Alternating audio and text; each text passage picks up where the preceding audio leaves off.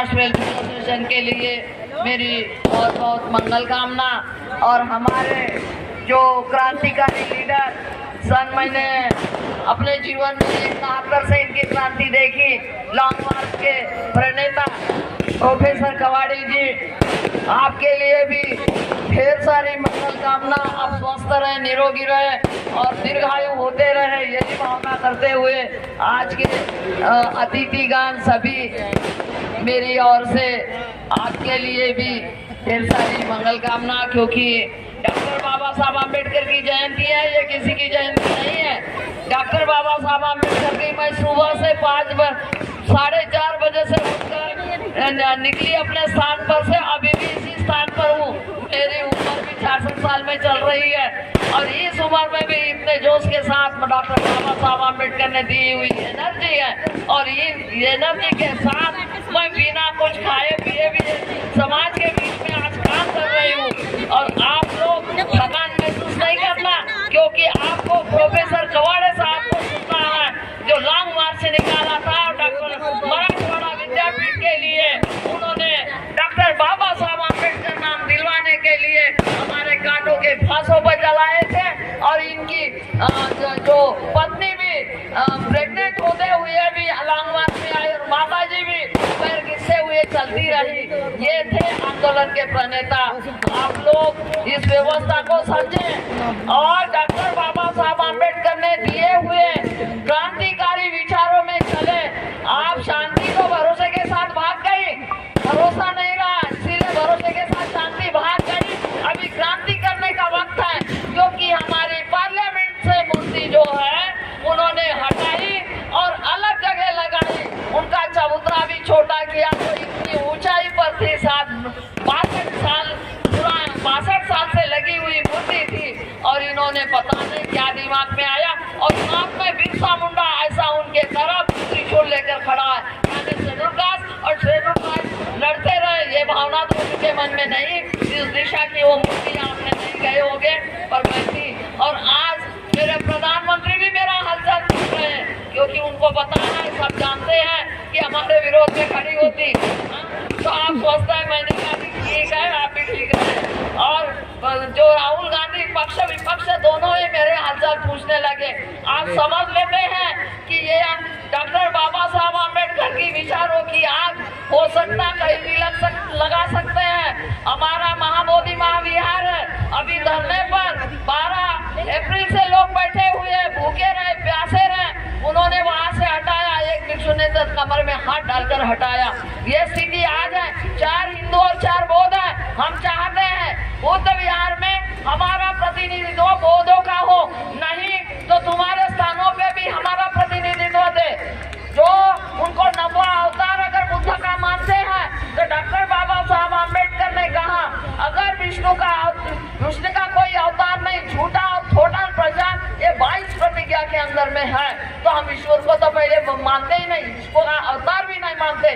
बुद्ध एक अनश्वरवादी थे और ईश्वरवादी थे, ना तो आत्मा को मानते, अनात्मवादी भी थे। तो वहाँ पिंड दिए जा रहे हैं, वहाँ अरे माँ बाप को रोटियां नहीं देते हैं और वहाँ मरने के बाद उनकी आत्मा शांति के लिए वहाँ जाते हैं। क्या ये काशी बनारस क्या उनके लिए पवित्र नहीं है? बोध गया, जहाँ जहाँ बुद्ध का स्थान हुआ वहाँ वहाँ उन्होंने व्यवस्थाएं बनाई है। वहाँ आज भी आप जाते सारनाथ है, वहाँ भगवान बुद्ध ने धम्मक स्तूप है और वैसे अशोक स्तंभ जो आप नोटों पर आया है वही खुदाई से निकला हुआ है।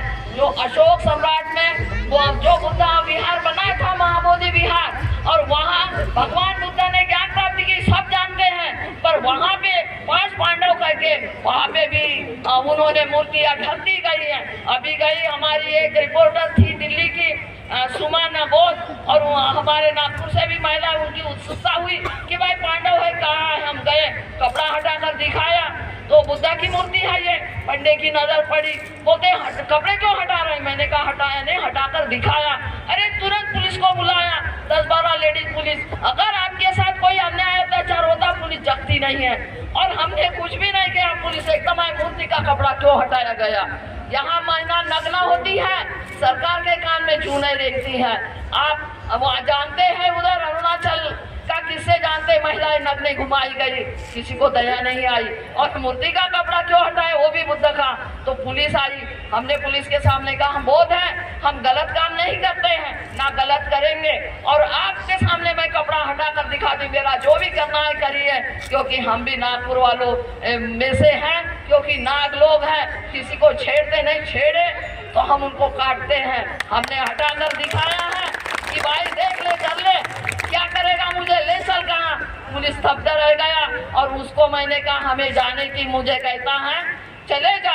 मैंने कहा यू गेट आउट, ऐसी आवाज देते ही सारे स्तब्ध रहे और चले गए। मैंने कहा ये हमें, ये बौद्धों का है, बौद्ध रहेंगे, तुम काशी बनारस चले जाओ, तू काशी बनारस चला जा, हम रोकेंगे नहीं, पर ये बौद्ध का स्थान बौद्धों का ही रहेगा।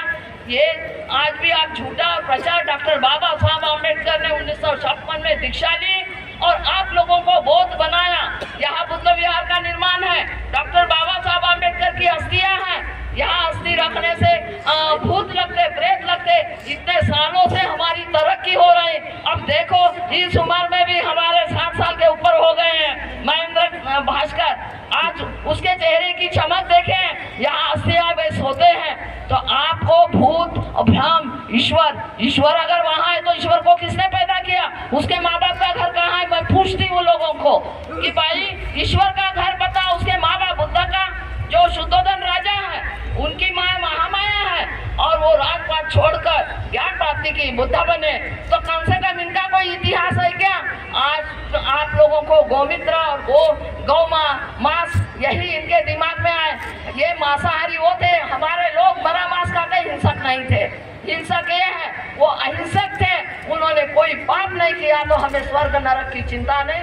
अगर स्वर्ग नरक है, वहाँ कहा था हमारे बीजेपी के गृह मंत्री ने कि भाई तुम जय भीम का अगर बाबा डॉक्टर आम्बेडकर कहते हो बार बार, अगर तुम ईश्वर का नाम लेते या भगवान का नाम लेते तो स्वर्ग में चले जाते।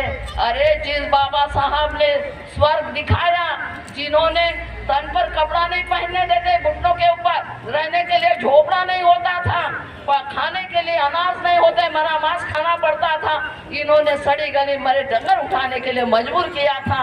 उस व्यक्ति ने मनु का विधान जलाकर अपना संविधान बना दिया, आपको सारे हक और अधिकार मिले। आज प्रोफेसर बने, पार्लियामेंट में राष्ट्रपति, प्रधानमंत्री जो भी बनते आपके बैलेट बॉक्स से बनते हैं, ना कि उनके कानून से बन रहे हैं। इन्होंने सारे चीजों का ऑपरेशन करवा दिया, रानी के पेट से कभी राजा पैदा नहीं हुआ।